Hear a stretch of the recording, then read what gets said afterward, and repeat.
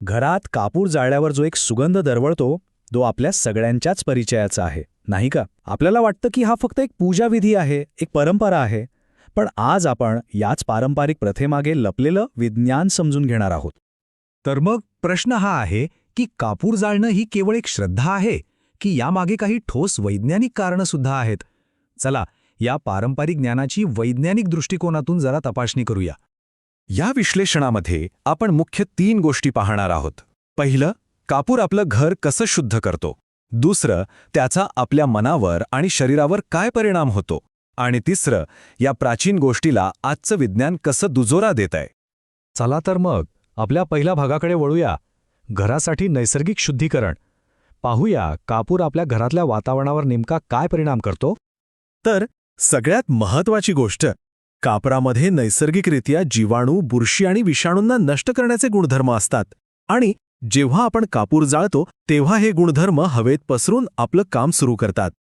हा जो कापराचा धूर आहे ना, तो हवेतले जंतू, बुरशीचे कण आणि अगदी डोळ्यांना न दिसणारे सूक्ष्म कीटक सुद्धा नाहीसे करतो. म्हणजे एक प्रकारे घरासाठी ही एक नैसर्गिक स्वच्छता मोहीमच आहे. आणि याचा आणखी एक मोठा फायदा म्हणजे कापूर हे एक उत्तम आणि 100% नैसर्गिक कीटकनाशक आहे. आता बघा, बाजारात मिळणाऱ्या रासायनिक स्प्रेमध्ये अनेक विषारी घटक असू शकतात जे आपल्या आरोग्यासाठी धोकादायक ठरू शकतात. याउलट कापराचा जो तीव्र सुगंध आहे तो डास, मुंग्या आणि माशांना अजिबात सहन होत नाही, ज्यामुळे ते घरापासून दूर राहतात. आणि सगळ्यात महत्त्वाचं म्हणजे हा पूर्णपणे सुरक्षित पर्याय आहे.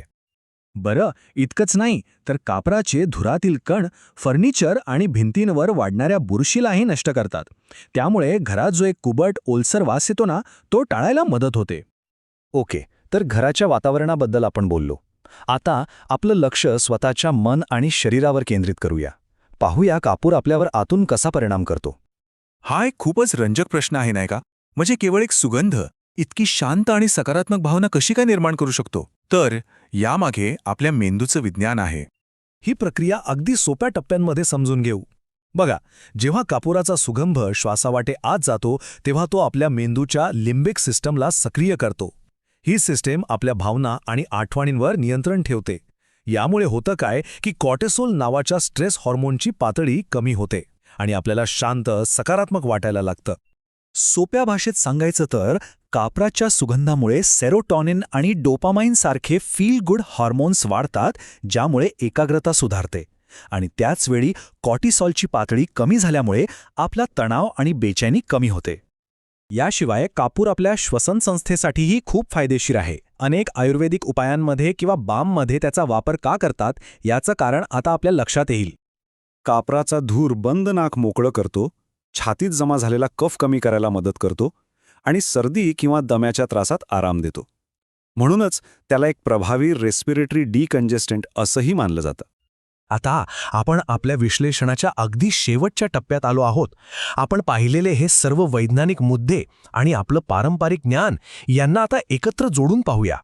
तर थोडक्यात सांगायचं झालं तर कापूर जाळण्याने हवा शुद्ध होते, कीटक दूर राहतात, तणाव कमी होतो, श्वास घ्यायला मदत होते, बुरशी नष्ट होते आणि मानसिक शांती मिळते. आणि हे सर्व फायदे आता वैज्ञानिकदृष्ट्या सिद्ध झाले आहेत. आणि सगळ्यात विलक्षण गोष्ट म्हणजे ही प्रथा काही आजची नाहीये. यामागे जवळजवळ 3000 वर्षांपासूनचा अनुभव आणि वैज्ञानिक आधार आहे. तर पुढच्या वेळी जेव्हा घरात कापूर जाळताना दिसेल तेव्हा हे नक्की लक्षात ठेवा की हा केवळ एक विधी नाही, तर त्यामागे आरोग्य, स्वच्छता आणि मानसिक शांततेचा हजारो वर्षे जुना, विज्ञानाने सिद्ध केलेला आधार आहे.